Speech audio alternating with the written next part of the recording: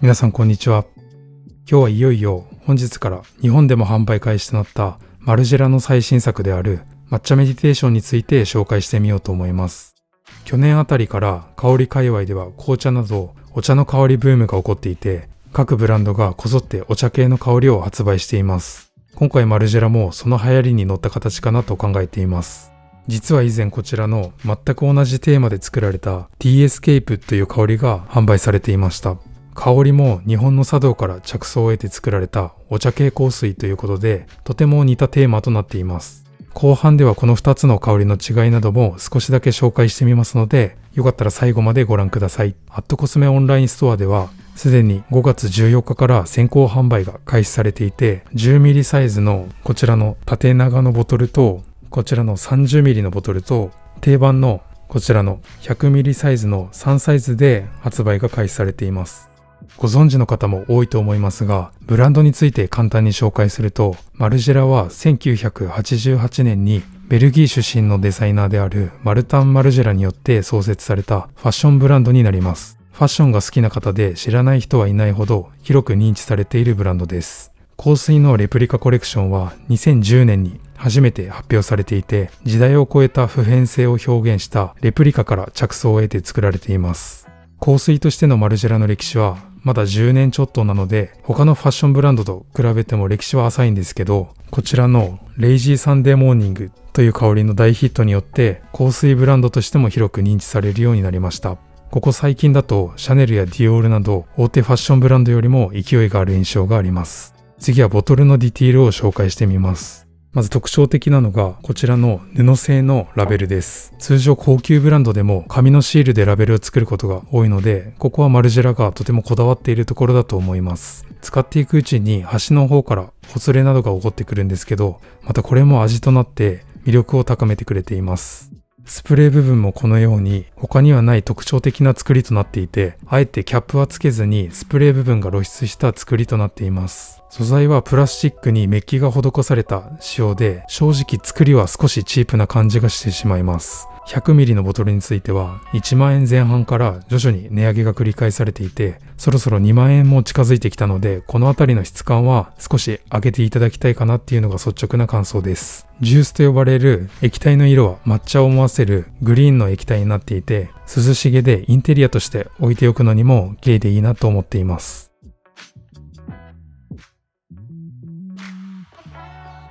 次はテーマ設定と香りの紹介をしていきます。マルジェラの香水はテーマ設定が細かく決められているのも魅力の一つで、大きく4つのテーマが設定されています。1つ目はオリジナリーという大元の題材となるテーマです。2つ目はプロバナンス&ピリオドという何年のどこのように場所と年を表しています。3つ目はフレグランスディスクリプションって言って、何の香りかといった香りの説明がされています。最後はスタイルディスクリプションとなっていて、様式の概要のような意味を持っています。こちらを抹茶メディテーションになぞらえて見ていくと、大元の題材であるオリジナリーは抹茶メディテーションとなっていて、抹茶と瞑想を表しています。場所と年を表すプロバナンス&ピリオドは東京2008となっていて、2008年の東京を表しています。何の香りかを表すフレグランスディスクリプションは全センスオブ抹茶ティーとなっていて、禅の香りの抹茶みたいな感じです。様式のような概要の意味を持つスタイルディスクリプションは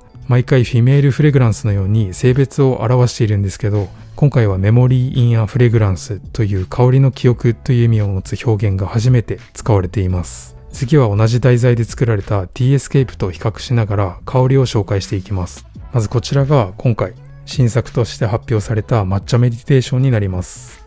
抹茶メディテーションのトップはベルガモットやマンダリンの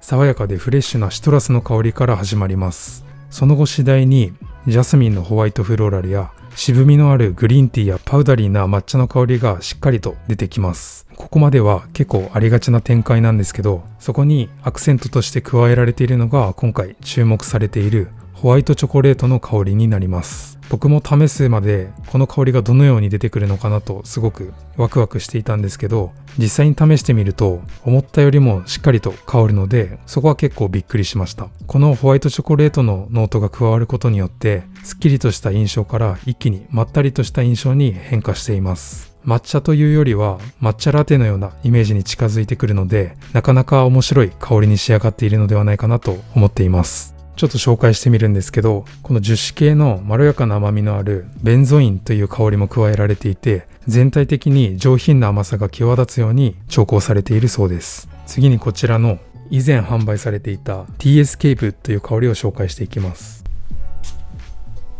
以前販売されていた Tea Escape の香りについては、清涼感のある感じで抹茶のすっきりとした渋みがより強調されていて、甘みは控えめです。合わせられたフローラルはジャスミンに金木犀の香りが加えられていて、ここの表現も明確に違いを感じました。爽やかな Tea Escape の香りに対して上品な甘みのある抹茶メディテーションといったイメージで、明らかに違う方向性で作られた2つの香りですが、より万人受けするのは Tea Escape の香りかなと思いました。僕はより特徴的な抹茶メディテーションの香りがいいなと思っています。今回は本日発売のマルジェラの最新作である抹茶メディテーションレビューしてみましたが、いかがでしたでしょうか。Twitter で香りの感想を投稿したところ、予想以上の反応をいただきまして、今回の新作の注目度の高さが伝わってきました。香水のレプリカシリーズはじわじわと値上げが行われているのが少し気になりますが、以前 100ml のワンサイズ展開だったのが 10ml と 30ml が加えられたことで、購入の敷居が低くなったのは良かった点かなと考えています。